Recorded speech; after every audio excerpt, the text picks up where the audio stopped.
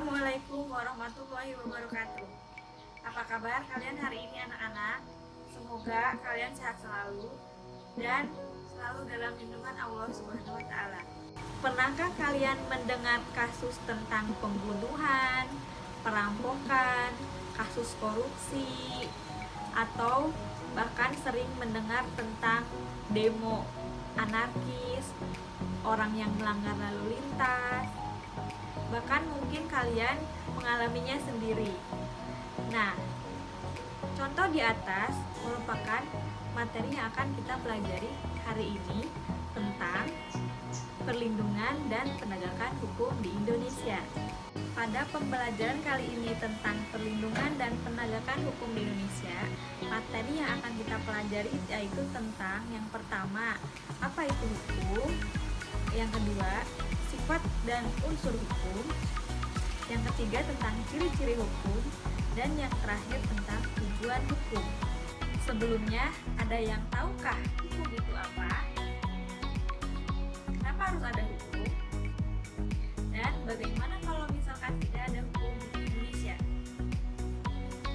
Hukum itu adalah peraturan yang berupa norma dan sanksi yang bertujuan untuk mengatur tingkah laku manusia untuk menjaga ketertiban, keadilan, dan mencegah kekacauan. Dan unsur hukum yang pertama yaitu peraturan dan tingkah laku manusia.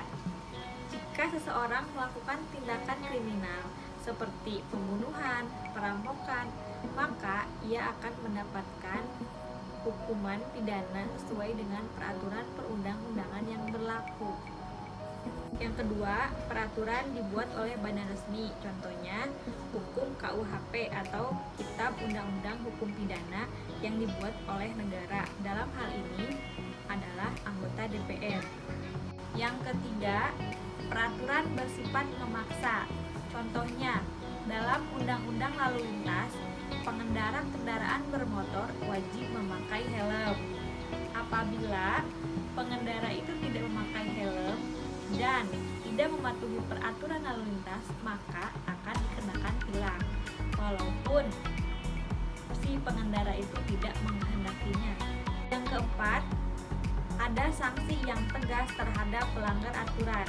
Dalam hal ini, seseorang yang terkena kasus korupsi atau hukum pidana akan dikenakan sanksi sesuai dengan hukuman yang berlaku. Ciri-ciri hukum itu ada dua. Yang pertama, adanya perintah atau larangan. Contohnya, bagi pengendara kendaraan bermotor wajib memakai helm dan larangan untuk berbuat kriminal. Contohnya seperti membunuh, merampok, dan kejahatan pidana yang lainnya. Yang kedua, perintah dan larangan itu harus dipatuhi oleh setiap orang. Aturan ini harus dipatuhi oleh semua orang, setiap warga negara, tanpa terkecuali. Selanjutnya, ada tujuan hukum. Yang pertama, menjamin kepastian hukum kepada masyarakat. Dan yang kedua, mengatur pergaulan hidup manusia. Perlindungan dan penegakan hukum di Indonesia itu dilaksanakan dua cara. Ada upaya preventif dan ada upaya represif. Nah, itulah materi kali ini tentang hukum. Wassalamualaikum warahmatullahi wabarakatuh.